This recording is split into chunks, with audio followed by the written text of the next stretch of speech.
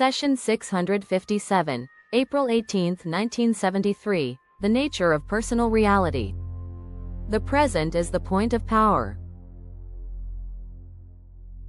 The above is one of the most important sentences in this video in practical terms, working within the framework of time as you understand it. You actualize events from the present intersection of spirit and flesh, choosing them from probabilities according to your beliefs. All of your physical, mental, and spiritual abilities are focused together then, in the brilliant concentration of present experience.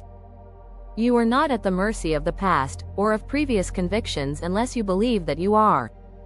If you fully comprehend your power in the present, you will realize that action at that point also alters the past, its beliefs, and your reactions. In other words, I am telling you that your present beliefs, in a manner of speaking, are like the directions given to the entire personality, simultaneously organizing and reorganizing past experiences according to your current concepts of reality. The future, the probable future, is being altered in the same way, of course. To look backward for the source of current problems can lead you into the habit of seeking only negative episodes from your past, and prevent you from experiencing it as a source of pleasure, accomplishment, or success. You are structuring your earlier life through the dissatisfactions of the present, and therefore reinforcing your problems. It is as if you were reading a history book that was devoted only to the failures, cruelties, and errors of the race, ignoring all of its accomplishments. Such practices can lead you to use your own history, so that it gives a very distorted picture of who and what you are, a picture that then paints your present circumstances. Those given to such practices, constant examination of the past in order to discover what is wrong in the present, too often miss the point. Instead, they constantly reinforce the negative experience from which they are trying to escape. Their initial problems were caused precisely as a result of the same kind of thinking. A great many unsatisfactory conditions result because individuals become frightened at various periods in their lives, doubt themselves, and begin to concentrate upon negative aspects. The situation may be quite different in some ways. Large areas of life may not be touched by certain attitudes, while others are.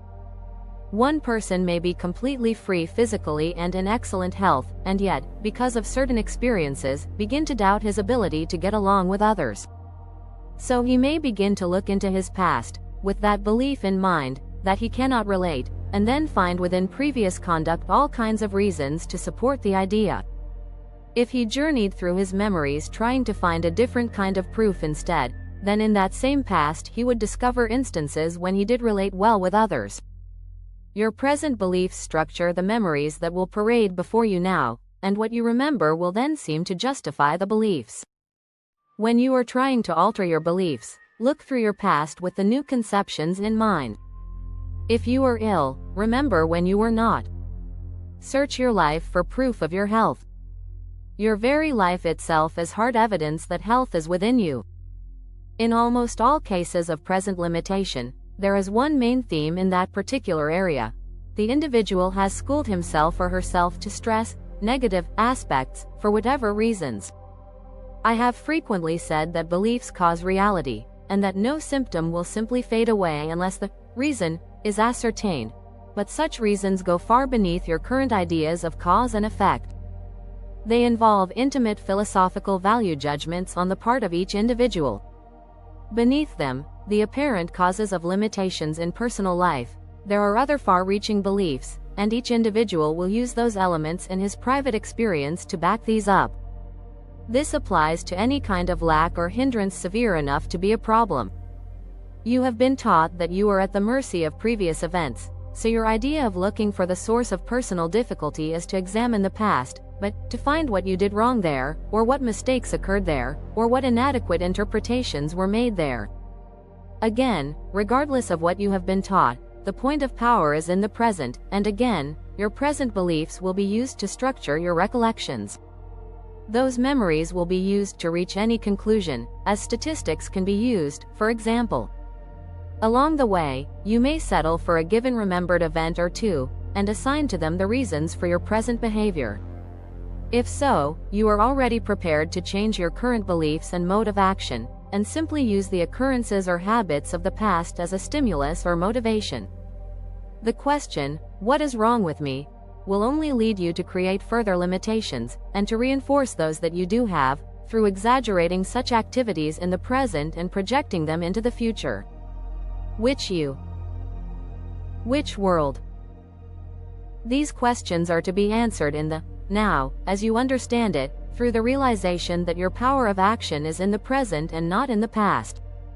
Your only effective point of changing any aspect of your world lies in that miraculous instant connection of spirit and self through neurological impact. To rid yourself of annoying restrictions, then, my dear friend, you repattern your past from the present. Whatever your circumstances, you use the past as a rich source, looking through it for your successes and restructuring it. When you search it looking for what is wrong, then you become blind to what was right, in those terms, so that the past only mirrors the shortcomings that now face you. Other events literally become invisible to you. Since basically past and future exist at once, you are at the same time dangerously constructing your future along the same lines.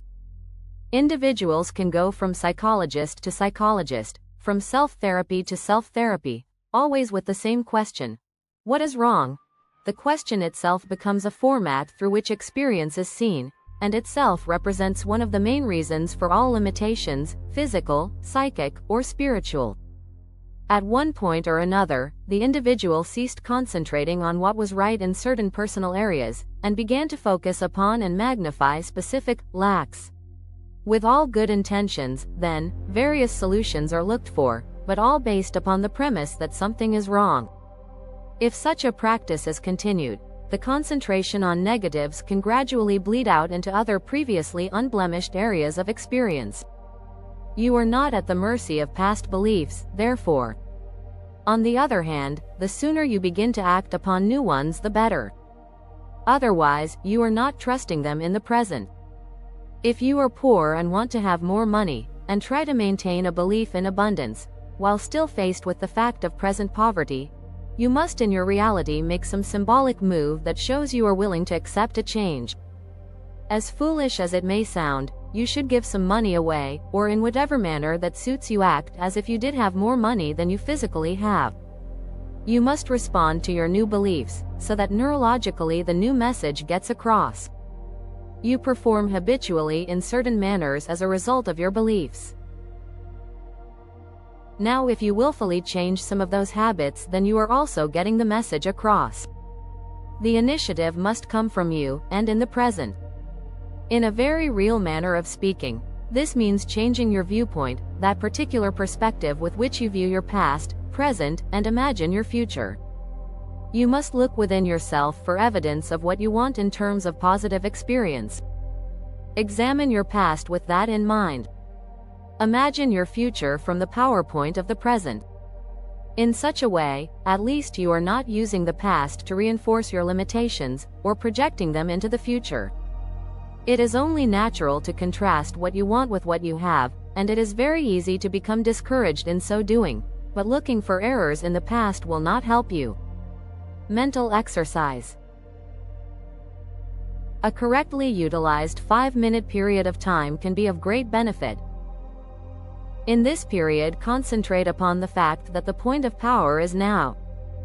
Feel and dwell upon the certainty that your emotional, spiritual, and psychic abilities are focused through the flesh, and for 5 minutes only direct all of your attention toward what you want. Use visualization or verbal thought, whatever comes most naturally to you, but for that period do not concentrate upon any lacks, just upon your desire. Use all of your energy and attention. Then forget about it.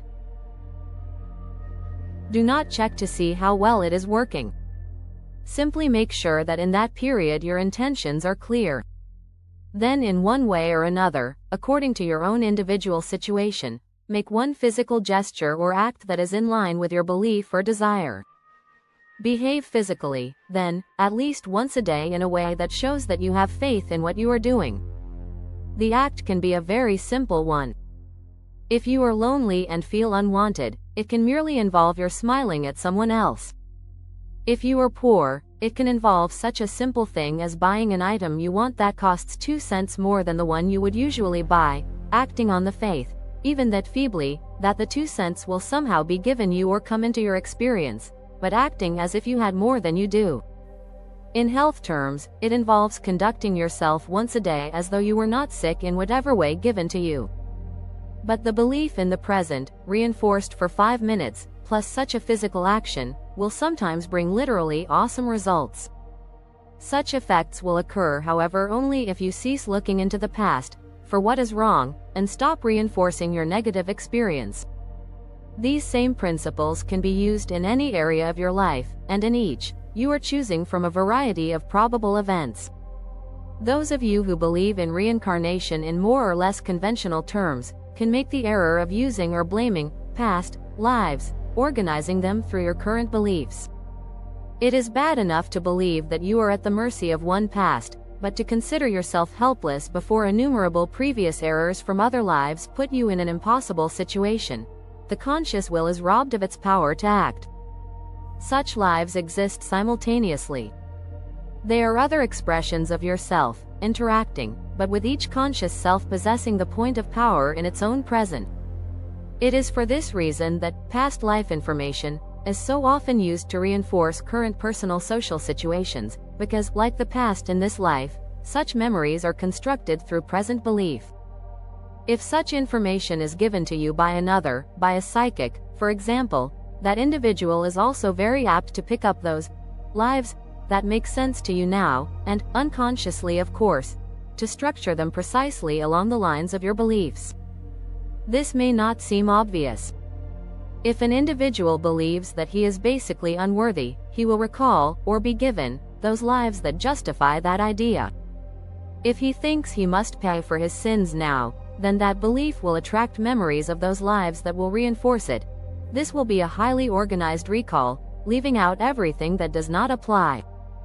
If an individual believes that he is being taken advantage of, and is caught in a mundane existence, unappreciated, then he may receive from himself or others information showing that in other lives he was greatly honored, thereby reinforcing his belief that now he is taken for granted, or worse. These statements of mine are general, for each individual will have his or her own way of reinforcing beliefs. If you think you are ill, most likely past life information will show that you committed crimes for which you are now doing penance. In whatever framework you choose, you will always find proper reinforcement for your belief. The truth as far as it can be stated is this: you form your reality now, through the intersection of soul and flesh, and in your terms, the present is your point of power. Now, each of your reincarnational selves is born as a creature in the flesh, like you. Each one has its own points of power, or successive moments in which it also materializes daily existence in a linear manner from all the probabilities available to it. In a way that will be explained in another book for those interested in such matters, there is a kind of coincidence with all of these present points of power that exist between you and your reincarnational selves. There are even biological connections in terms of cellular memory. So through your current beliefs you can, in your own space and time, attract tendencies towards certain experiences shared by these others. There is a constant interaction in this multidimensional point of power, so that in your terms one incarnated self draws from all of the others what abilities it wants, according to its own specific, localized beliefs. These selves are different counterparts of yourself in creaturehood, experiencing bodily reality. But at the same time, your organism itself shuts out the simultaneous nature of experience. This does not mean that at other levels you cannot perceive it, but that generally speaking events must seem to appear in a series. In quite real personal and racial terms, the past is still happening. You create it from your present according to your beliefs. A removed appendix will not reappear physically. There are certain frameworks that are accepted and built into your creaturehood. There is far greater freedom, however, even on the cellular level.